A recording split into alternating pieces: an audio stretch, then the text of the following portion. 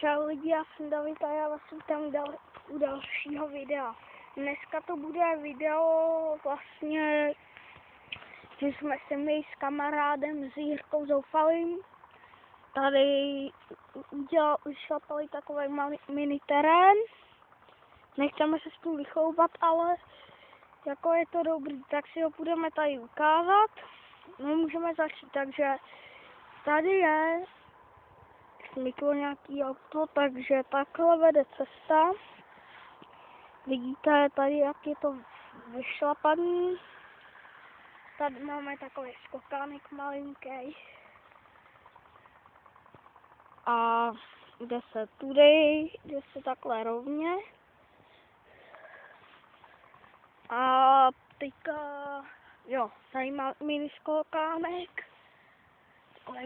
A tady už je díra, tím projedeme, tady na tu stranu je to nejtěžší, tam potom s tím kolem nadskočíte, ale tady na tu stranu je to lehký, ale většinou my to takhle objíždíme kolem, aby se nám nic nestalo.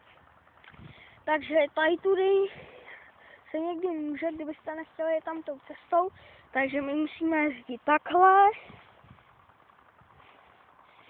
rovně, tady je takhle zatáčka.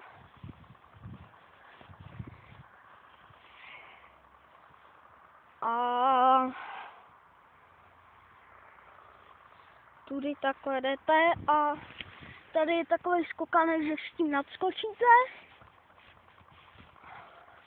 A jedeme takhle vždycky a tudy to takhle přejedem a jedeme tudy. Pozor, tady je překážka, že jdete už do té hloubky a vlastně takhle zabočíte.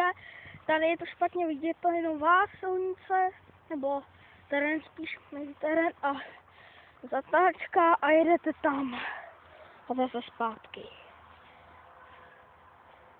Tak.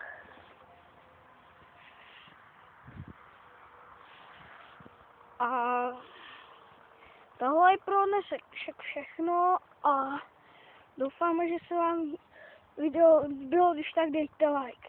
Čau.